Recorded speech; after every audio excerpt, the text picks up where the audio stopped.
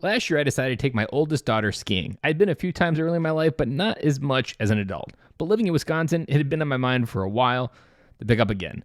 I've always had a love-hate relationship with Wisconsin winters, and as a person that now stays inside and works from home, being able to find better ways to enjoy the outdoors in the winter is definitely on my bucket list. I remember procrastinating the decision to schedule it, to put that date on the calendar.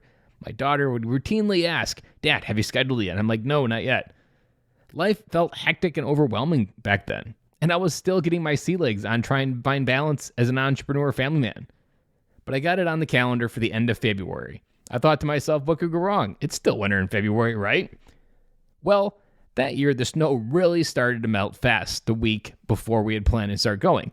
And I was like, great, my overthinking the problem got me again, and now it's going to mess up our trip. The day of our trip came, I was checking the ski reports, and it looked like everything was still open, even though we were about to ski in 45-degree weather. I hadn't considered or put much thought into how much snow they had to the runs throughout the winter, because there's always out there blowing snow, even when there's no snow. As long as it's below cold or below freezing, they were always adding snow. And overall, there was like 20 inches of snow still on the hills. I thought this could be heaven or this could be hell, a phrase that my friend Vince Puglisi, who runs Total Life Freedom podcast, often uses to describe his family road trips. Thoughts that went through my mind were, what business did I have trying to teach my daughter to ski? She was 8 at the time and I was 36. It comes time to ride up the magic carpet and do our first run at the beginner hill. We were both hanging on for our dear life. It doesn't help that I was surrounded by ski instructors assisting kids as young as 3 how to learn how to ski. I was like, damn, I should have paid for an instructor. It would have removed all the fear from the problem and helped her confidence in learning it for the first time. But I didn't. And here goes my attempt at being a dad and teaching someone to ski when I barely know how myself. We made it downhill and we survived though. And we repeated that multiple times.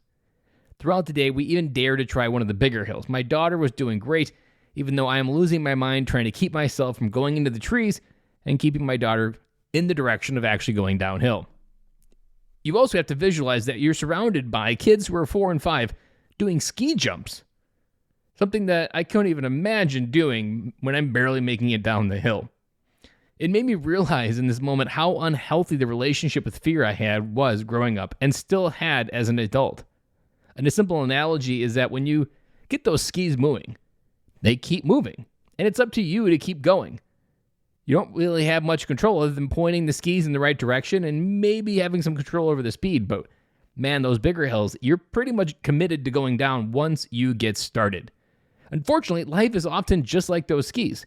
We don't learn to trust the skis. We don't learn to trust this ability of the skis to get us down there. And we try to slow them down, even though, as I just mentioned, we would learn that if we trusted them, they get you to the bottom. My daughter didn't know any different, and she had no experience or reason not to trust them. I finished out the day, and we were left with a significant feeling of, wow, life can be really learned on the ski hill because you're learning how to conquer fear, you're learning how to trust yourself, you're learning all these different skill sets as an entrepreneur and as an adult that, frankly, a lot of adults are missing. But what hit me the hardest after that day was we were up on one of the patios around a fire, just relaxing, taking a breath, drinking some water before we got in the car for the car ride back. And I asked my daughter, what was the best part of this day? Because it was the first time, so I'm curious, like, what did she really find cool about it? And then she hits me with this big, giant ball of dad wisdom. That you taught me, Dad, and that you didn't hire an instructor.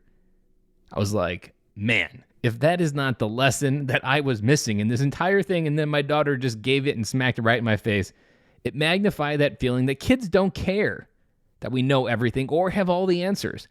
They just want to be led. They want to be led by a father and create a relationship with them.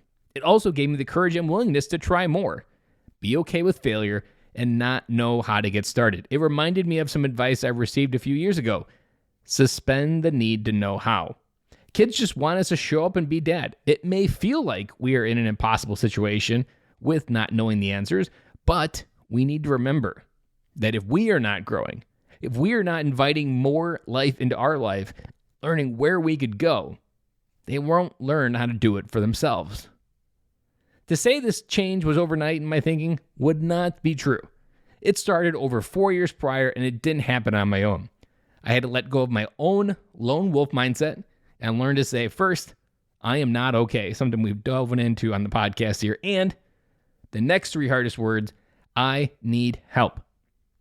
Every week, I open my call and my calendars to 3 people. 3 people get to come into my life, and I get to help them see and design their legacy to help grow through fear, learn to trust their skis, to coin the analogy we just talked about, and relearn to trust themselves. If that was you, head on over to bencloy.com, click the button up in the top right corner, and I look forward to talking to you. Again, there's only 3 spots open each week, so make sure you jump in there before they are gone.